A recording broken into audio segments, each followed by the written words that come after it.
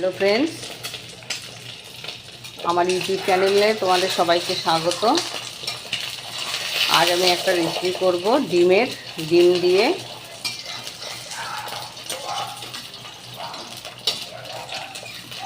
এটা দেখো, ডিমের পোচ করে নিচ্ছি। ডিমগুলোকে ভেঙে ভেঙে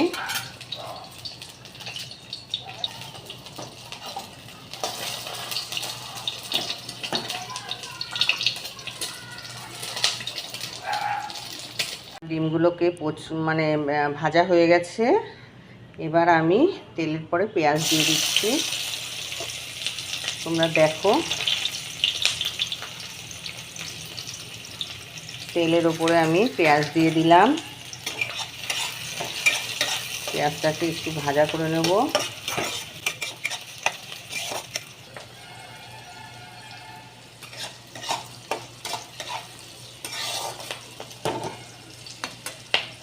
এবার আমি টমেটো দিয়ে দিচ্ছি।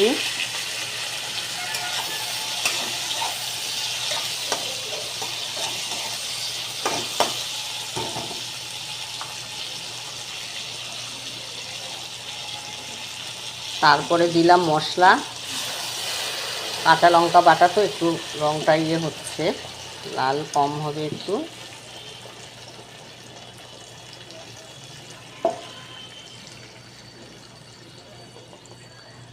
মশলাটা দিয়েছি, আদা রসুন আর একটু পেঁয়াজ দিয়েছি, কাঁচা লঙ্কা দিয়েছি, এই বাটা দিয়েছি। হলুদ দিলাম।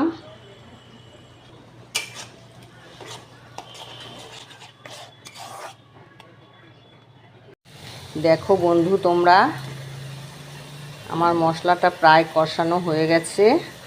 আমি একটু এর মধ্যে জিরের গুঁড়ো আর ধনের গুঁড়ো দিয়েছিলাম।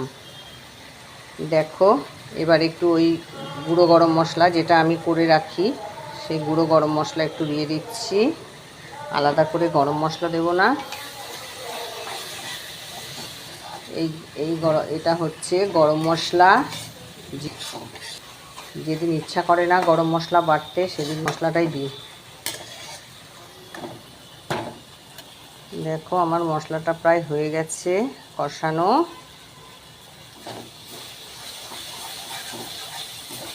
এবার আমি একটু জল দিয়ে দেবো এর মধ্যে।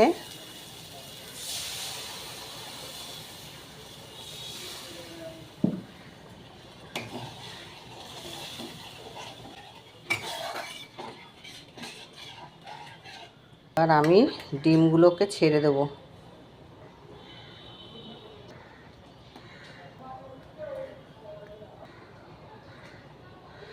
ডিমগুলোকে ছেড়ে দিলাম।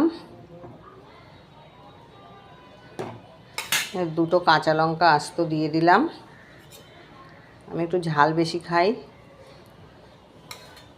এবার এটা একটু ফুটবে। এটা একটু ফুটলে পরে তারপরে নামাবো। দেখো তোমরা বন্ধু, আমার ডিমের কারিটা হয়ে গেছে। দেখো কেমন ফুটছে। দেখো,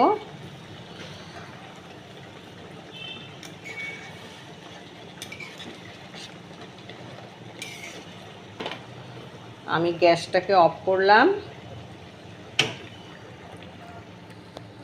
দেখো তোমরা, আমার ডিমের কারিটা হয়ে গেছে। কেমন লাগছে কমেন্ট করে জানিও।